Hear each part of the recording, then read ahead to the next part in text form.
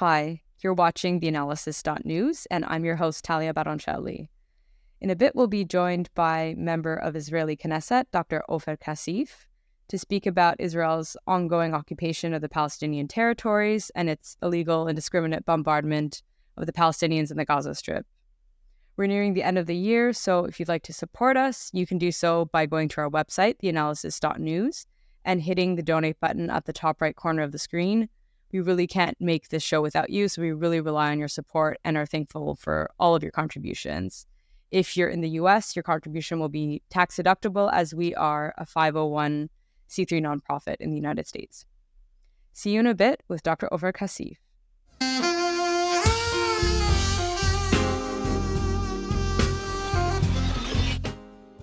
Joining me now is Dr. Ofer Cassif.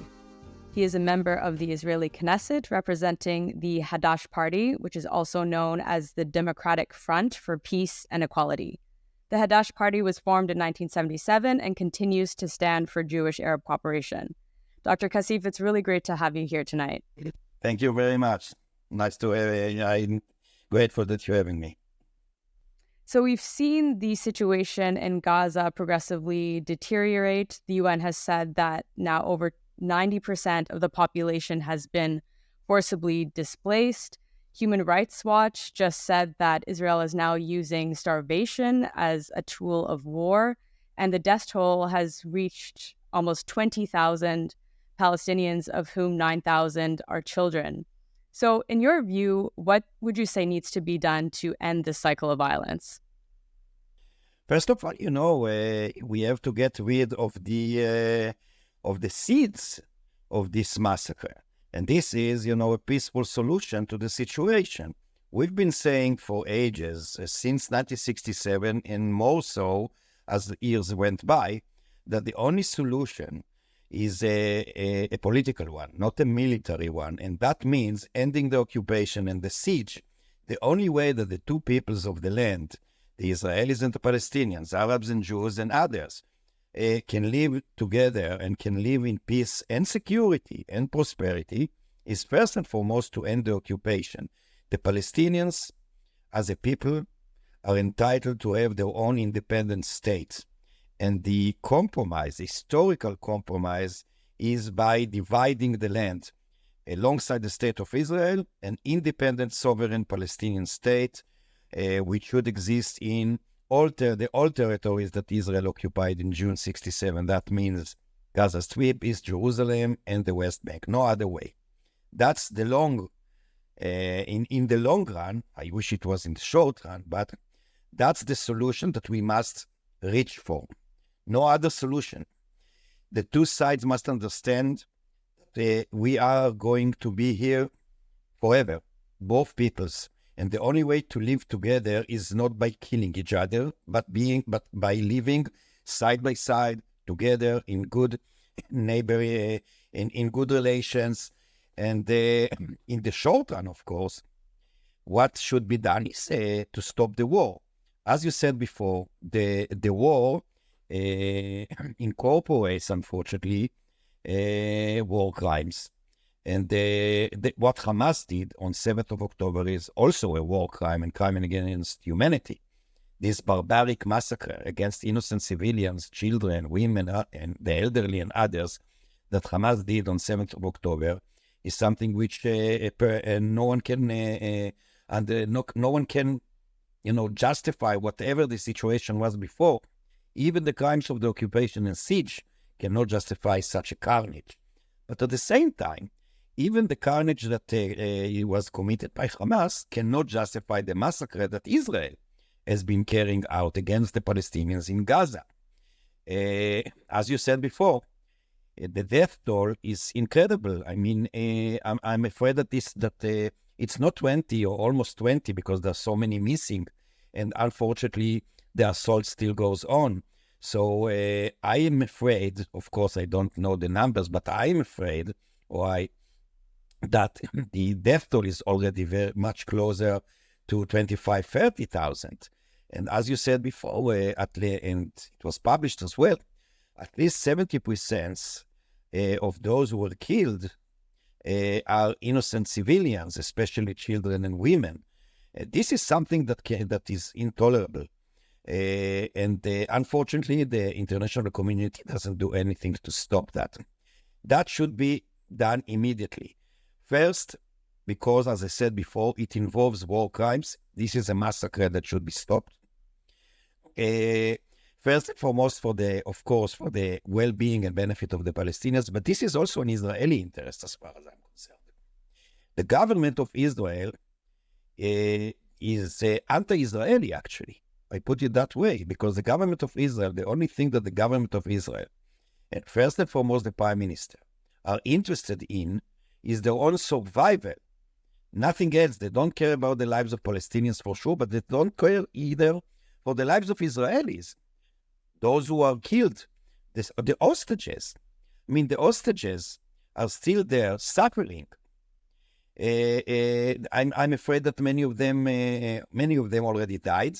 I'm afraid that some of them are going to die in the future because they live under terrible conditions. And Israel, unfortunately, the government of Israel is much more interested in revenge against Gaza rather than releasing the hostages and bring them home safely.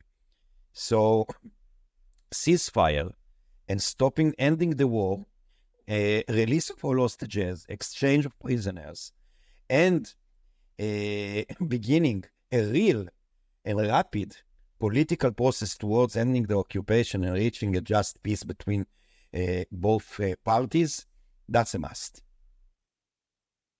Well, I do want to speak about Prime Minister Benjamin Netanyahu's efforts to actually prop up Hamas. But before we speak about that, there's one thing that I've noticed as an outsider, as someone who's not Israeli, and that's the sort of normalization of this dehumanizing rhetoric on the part of many Israeli officials. I mean, we just heard one member of a local council in an Israeli town close to Lebanon saying that Gaza needs to be flattened like Auschwitz. We heard the defense minister, Yoav Gallant, saying, that Palestinians are human animals. And of course, the finance minister, Bezalel Smotrich, has even said that Palestinians aren't a people in itself. So would you say that this is more of a right-wing phenomena, or is this a sort of general normalization of this dehumanizing rhetoric that's taking place within Israeli society? Look, I'll be very frank and blunt with you. The government of Israel is a fascist government, and there are components which are even worse. There are components. There is a party in the coalition whose most of its members profoundly believe in racial theory and in Jewish supremacy. This is something which is unacceptable. Now, I'm saying that because it's relevant. Not too many years ago, actually less than 2 years ago, those parties, especially the Ben Gvir's gang, who is now the Minister for so-called National Security, although the only thing that he has been achieving in doing is bringing insecurity, but is a supporter of a mass murderer. He had a picture in his living room, of Baruch Goldstein, who killed 29 Palestinian Muslims during their prayer in El Khalil, in Hebron, about 30 years ago. So that's the Minister of National Security at the moment, and he's not alone there. There's a bunch of thugs like him, racists, who don't care about the life of Palestinians for sure, and nor for the lives of others, because they are messianic. They believe in a kind of a messianic, project. And one of them even said before the massacre that the land of Israel should be acquired by suffering. Perhaps they think that the killing of 1,200 Israelis is part of the suffering. And they were against any kind of a deal for releasing the hostages. They don't care for their lives. They are dreaming and saying that Israel should occupy the Gaza Strip and re-establish the settlements there. So they have this crazy, messianic, deadly dream, which is in fact a nightmare for all of us, the Palestinians and Israelis alike. Anyway, unfortunately, those thugs, those racists, who were until 2 years ago, more or less, quite marginal, now they dominate the government. They dominate the government because Netanyahu doesn't care about anything but his own political survival, and not only political, his civic survival out of prison. As you probably know, there are 3 serious charges against Netanyahu. He's accused in 3 different cases of corruption, bribery, etc. The only thing that drives him is staying out of prison. That's the only thing he cares about.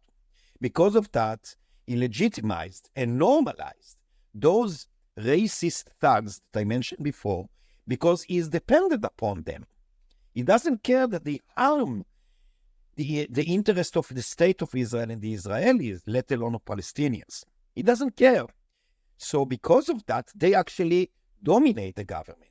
It is true that they are not the majority among the ministers, but they dominate the government because they hold Netanyahu as their own hostage. They can achieve almost everything from Netanyahu. So he allows them to, by legalization and different things, different crazy decisions that are accepted in the government and the cabinet. Crazy things. He allows them to do so, and he joins forces with them for his own sake at the expense of everybody here, Israelis and Palestinians alike. Now, because of that, the thoughts that until 2 years ago, even less than that, were regarded by the vast majority of Israelis as crazy, now they have becoming mainstream because of Netanyahu and his dependency upon those racist thugs. So now we can hear such slogans, criminal slogans that call to, for instance, a minister, one of those among those thugs from this racist gang, who is a minister, and not only a bigot, but also not very clever, to say the least. He actually said not too long ago that one option is to bomb Gaza Strip with an atomic bomb. The vice chairperson of the Knesset from the Likud party, from the party of Netanyahu's, said that Gaza should be burned down. You can hear it. People use the term elimination, including members of the Knesset and their companions in their parties, in the settlements. So the language of elimination, the language of eliminating a people, which involves necessarily the humanization and demonization of the Palestinians, became, unfortunately, the norm. Of course, not all Israelis think like that, and I guess that not even the majority, but they dominate the public discourse, including in the media. You can hear such terms in the media. You know, it reminds me that a French philosopher, Albert Memmi, who died 2 years ago, I think, in one of his famous books, he said, in other words, that the occupier doesn't like to see a monster when he looks at the mirror.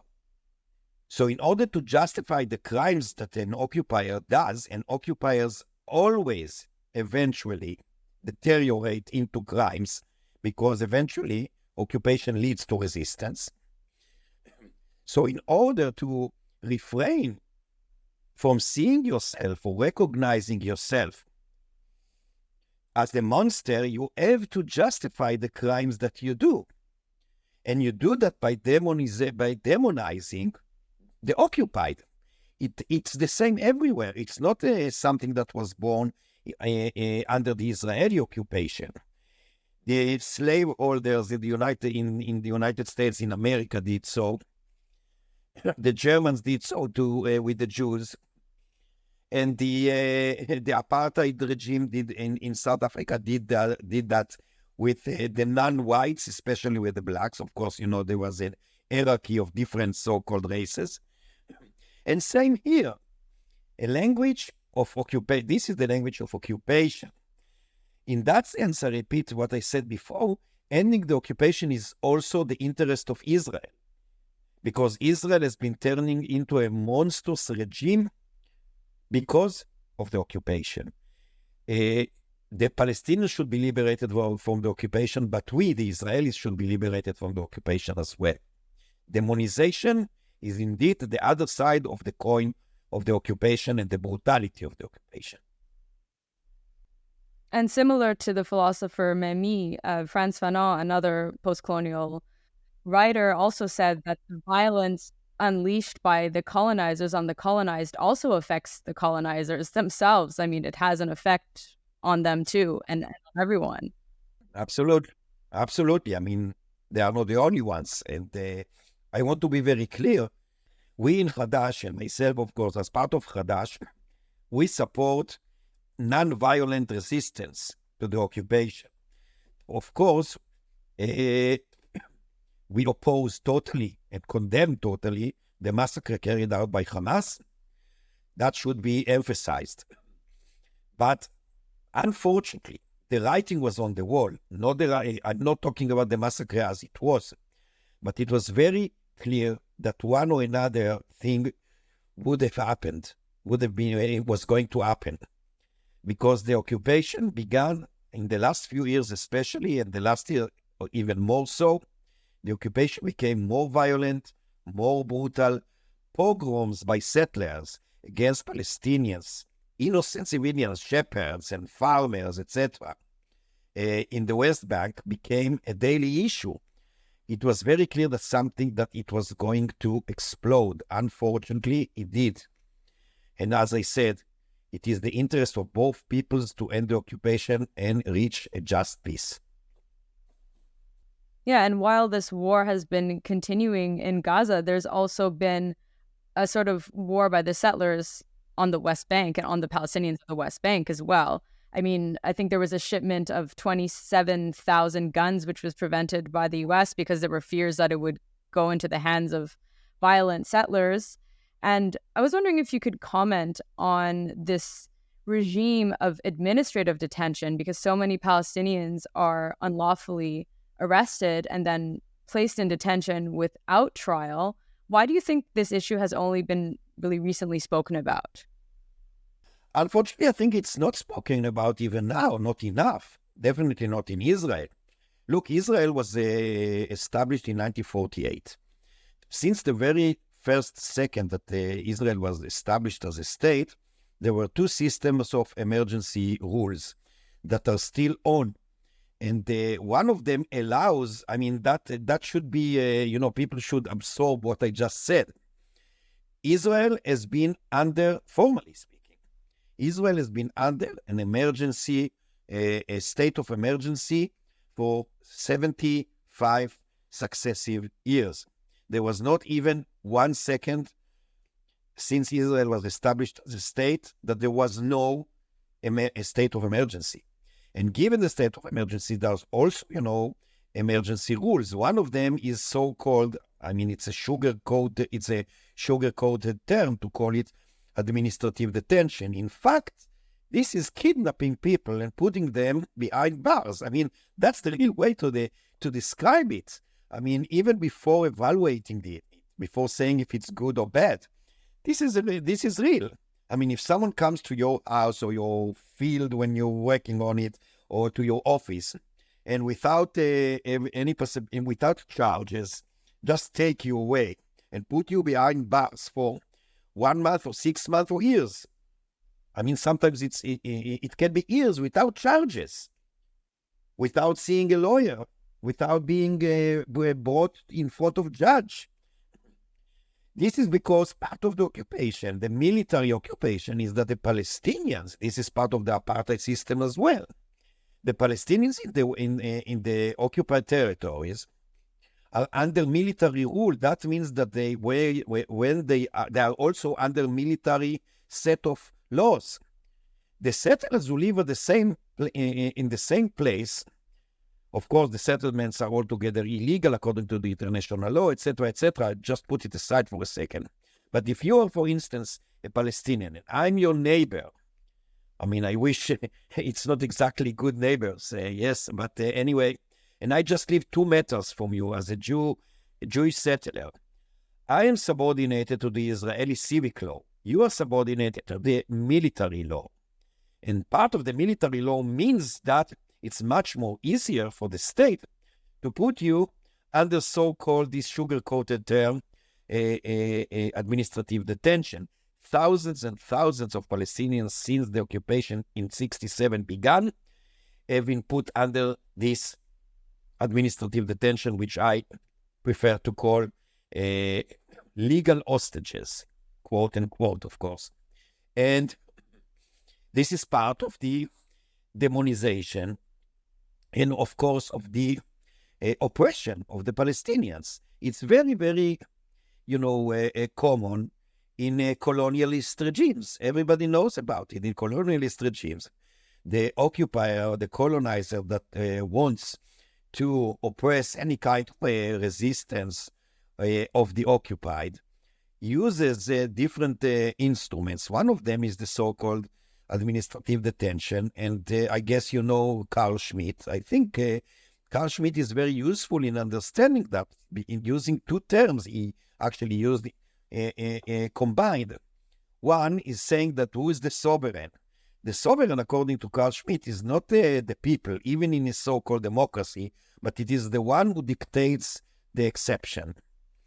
And this is a very clear example, because those Palestinians who are put under the so-called, again, administrative detention, this is, as it were, an exception that the state apparatus dictates. But unfortunately, given the occupation, the exception became the rule.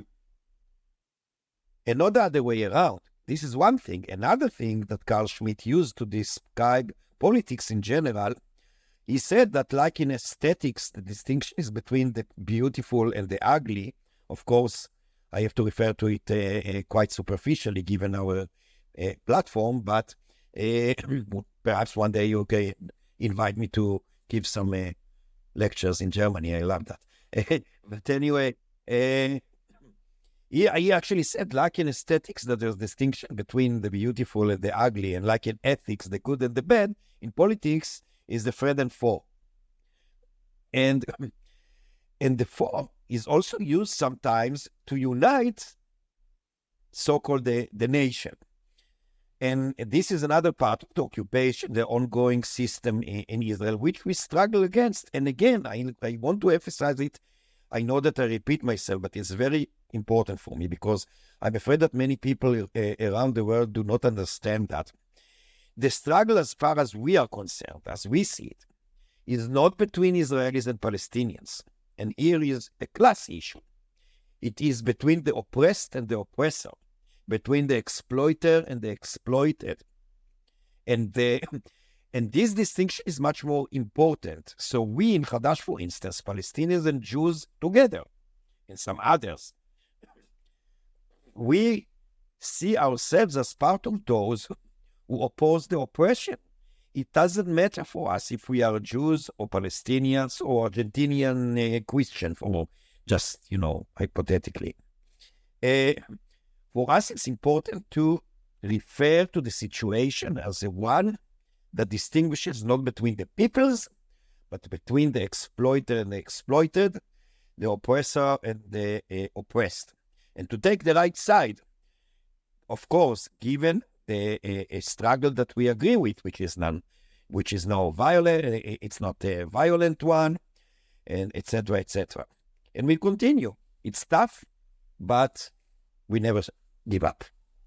Well, I think it's really important that you brought up the class element, because arguably there's a class divide within the Palestinian territories as well, and perhaps there are some Palestinian elite who are somehow benefiting from the occupation. But most importantly, the network of Israeli elite who are propped up and supported by the U.S. and different military and industrial defense tech companies are able to perpetuate the occupation. So how do you see this convergence of elite interests propelling the conflict even further? Look, Lenin, of course, wrote a lot about national conflicts and occupation. And especially, of course, in the era of imperialism, analyzing the First World War, giving imperialism as and capitalism, imperialism as a stage of capitalism, etc. I would like to use, if I may, one thing that I think is very, very important that Lenin referred to in length in more than one essay. And I think it's very crucial to understand this a situation which I don't want to call a conflict, because conflict assumes a symmetry or a balance which does not exist. And what Lenin said is that a situation of occupation and war assists the bourgeoisie on both sides. The bourgeois or bourgeoisie? How do I say noun? As a noun, is bourgeois or bourgeoisie? The bourgeoisie. Yeah. Bourgeoisie. I'm always confused in that. He said that the bourgeoisie of the occupying nation and the occupied nation use the situation to mobilize their own proletarian to their own side. Why? Because once there is a sense of conflict, once there is a war or an armed struggle, whatever, between occupied and occupier, I do not refer now to the situation in the Middle East, Israel, Palestine, but in general. Instead of struggling against your exploiter, which is the bourgeoisie, you actually join forces with your bourgeoisie against the other people, whether as an occupier that oppresses the resistance, or you are occupied that carry on with the resistance to the occupier. So Lenin himself used the term hostility. National hostility serves the economic and political interests of the ruling classes, because that way they can, divert the rage, the frustration, the alienation from a class-based one to a national-based one. This is exactly what I think we should pay attention to. That those who actually benefit from the ongoing occupation, on top of using cheap labor, Palestinian cheap labor, of using, where in north of Gaza, for instance, there's apparently there are some resources like gas, etc. Beyond that, the hostility serves them because as long as the occupation goes on, the Palestinian proletarian and even peasants will see the Israelis, generally speaking, of course. I have to simplify the picture. Obviously, it's much more complicated. But for our conversation, for analytical purposes, if I may say so, the ruled classes, Palestinian ruled classes, are going to see not their own Palestinian exploiters as the so-called rival or even enemy, but the Israelis, and vice versa. The exploited within Israel, the exploited Israelis, especially the proletarian, will not see their own employers as their exploiters and class enemy, but the Palestinians. Who's benefit from that? Who's going to benefit from that? The exploiters. So, ending the occupation, besides being an end in itself because it involves directly oppression and exploitation, it will also reduce, using the language of Lenin, the hostility between the peoples, and in that sense, not only will give us a better future to live as good neighbors, but will also allow us, make it easier on us to divert our rage against our so-called domestic exploiters. So there is a huge class issue. And of course, we can't forget the role that the United States plays in delivering weapons and delivering unconditional aid to Israel. And I did want to pivot to something historically that took place in the 90s, to the Oslo Accords. And oftentimes people say that it was Yasser Arafat who just walked away and the conversations or the negotiations fell apart because of him. But what was it that was actually being offered at the time? What sort of Palestinian state was being offered? It doesn't seem like it was really much. Look, that's a question that I find it very difficult to answer, not even to you, but to myself. First of all, because there are so many details and so many, facts and data that is questionable. They are questionable. So I do believe that Arafat and the PLO believed that the Oslo Accord will eventually lead to the Palestinian liberation and the independent state alongside Israel. I cannot tell you that for sure. I wasn't there. And from what I know, I tend to believe that they thought, and perhaps they were quite optimistic. And I'm saying that because I heard an interview with Hanan Ashrawi that you may know. Just a few, I think it was on the anniversary of the Oslo Accords, the 30th anniversary, September. And she said, not in those exact words, but she said that she warned Arafat that Israel was not really going towards the solution he believed they were going to.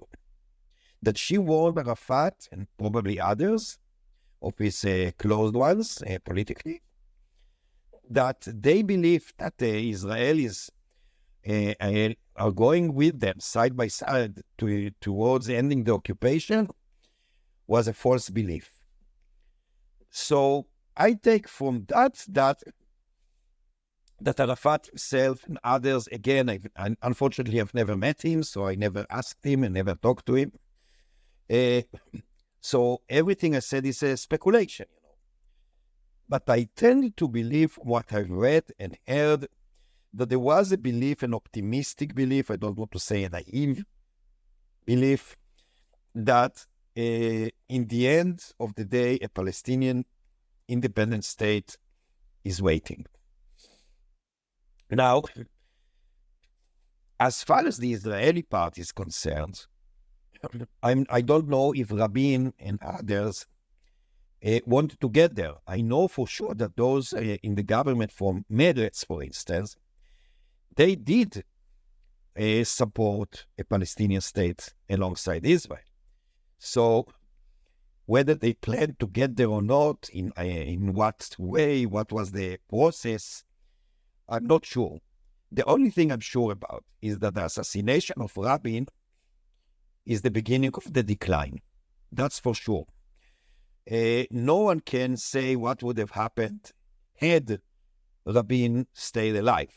Of course, this is a stupid speculation that historians, for instance, always, hate to be asked. But so I don't know.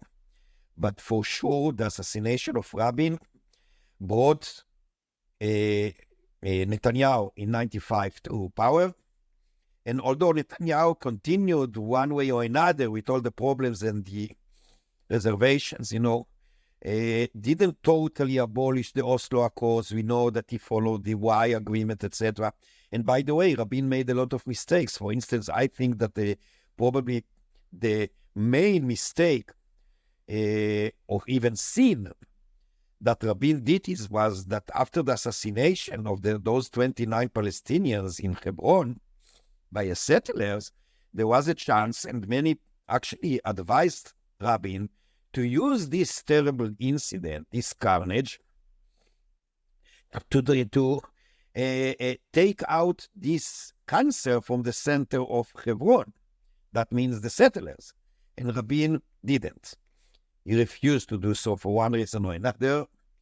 It cost the life of more Palestinians afterwards, but also it made this cancerous settlement in the midst of a Palestinian city even more deadly, more violent, and more dangerous. But as I began to say before, the assassination of Rabin created a decline, a continuous decline which we can see now the consequences, that Israel, unfortunately, has turned into a more brutal occupier, controlled by the most fanatic, messianic, and deadly settlers. And it's much more dangerous to the region as a whole, not only to Palestinians and Israelis. And I lament that the world doesn't want to be aware of that, doesn't want to do anything about that. Well, on your point about Rabin, I mean, Mark Regev, who's the spokesperson for the Netanyahu administration, was also saying, I mean, I don't know if this is accurate or apocryphal, but he was saying that Rabin didn't really believe in a true Palestinian state, a fully fledged state. I don't know if he's making that up. Look, I know those interpretations. It's very, very easy to speak in the name of the dead, I don't want to do that. And by the way, more often than not, as history shows, you know how a specific process begins, you never know how it ends. De Gaulle was not interested in the freedom of Algeria, and we know how it ended. So, and this is only one example. There are many other examples. And so I cannot say what Rabin actually wanted. I know that for sure that, for instance, it's very funny because, or ironic if you like, when the first Intifada began, in the end of 1987, I was the first reserve soldier who was imprisoned for refusing to serve in the Palestinian occupied territories. And the last time I was imprisoned for the very same thing, altogether I was 4 times in military prison for refusing. So the last time that the fourth and last time that I was in prison for that was September 93. And I remember that we were taken out of our cells to watch the Arafat and Rabin at the White House shaking hands. Now, I remember that because a friend of mine, a very acclaimed journalist, wrote a piece after the Oslo Accords when I was in prison. And I remember that he wrote about me, that I was skeptic about the Oslo Accords, but still hopeful. And it was true. And I can never tell what would have happened had Rabin was alive.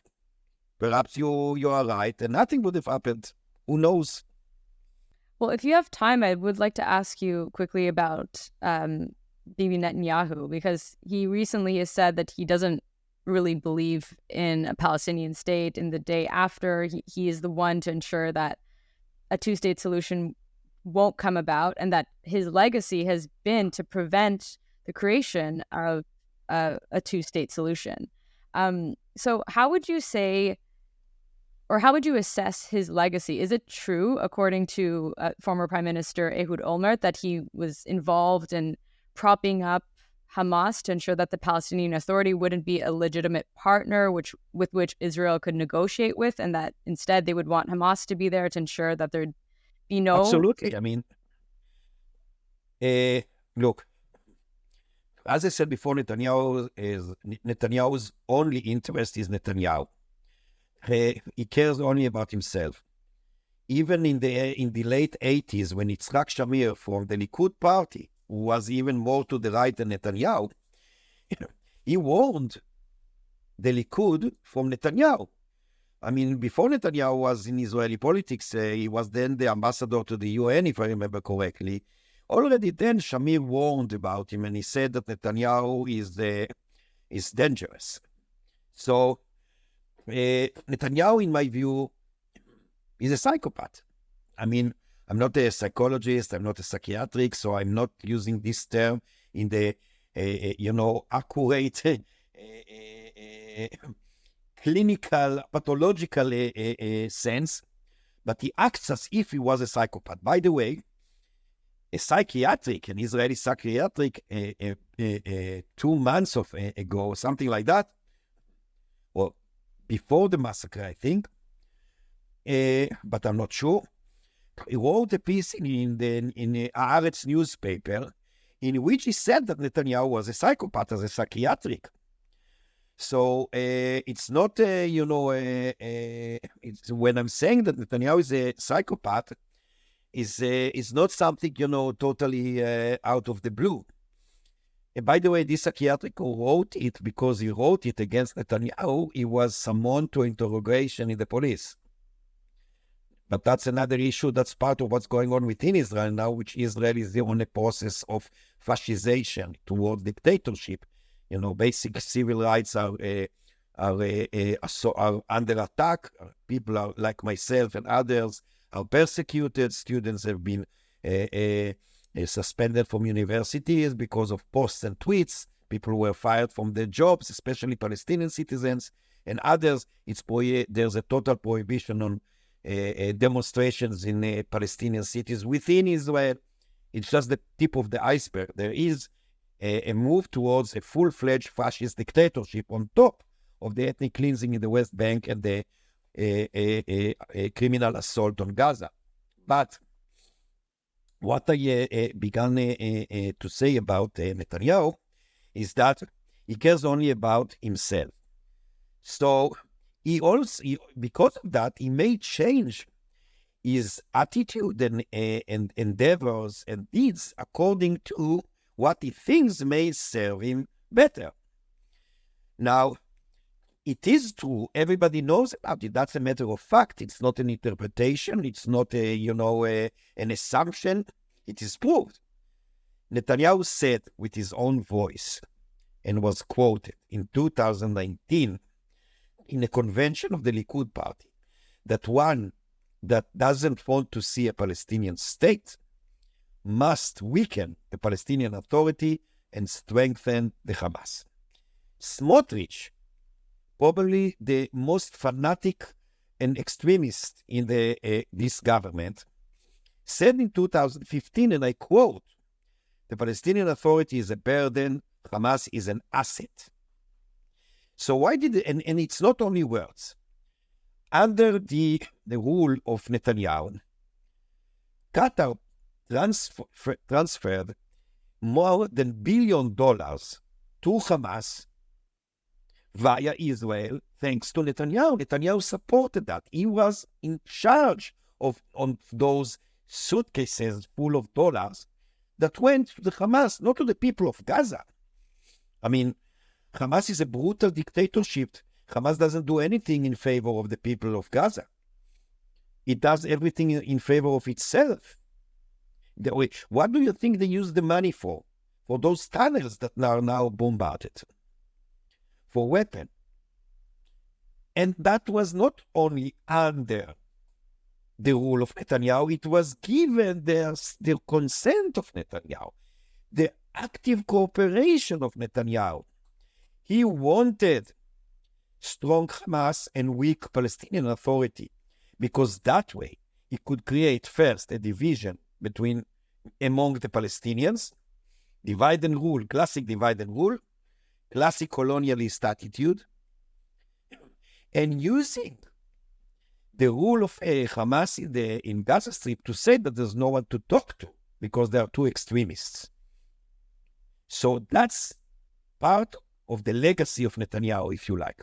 He will be remembered not only as the worst prime minister in the history of Israel, but also as the deadliest one.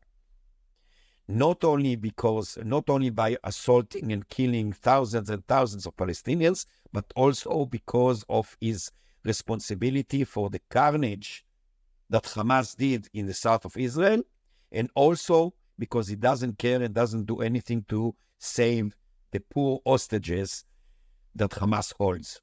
He will be remembered for that. Well, Dr. Cassif, it was great speaking to you, and I hope that we'll be able to have you on again soon for you to share insights, as there are so many other facets of what's going on that we can speak about, and it was really great to get your insights on this. Thank you very much. It was a pleasure. Thank you. And thank you for watching theAnalysis.news. If you'd like to support the work that we do, feel free to go to our website, theAnalysis.news, and make a donation by hitting the button at the top right corner of the screen. Thanks, and see you next time.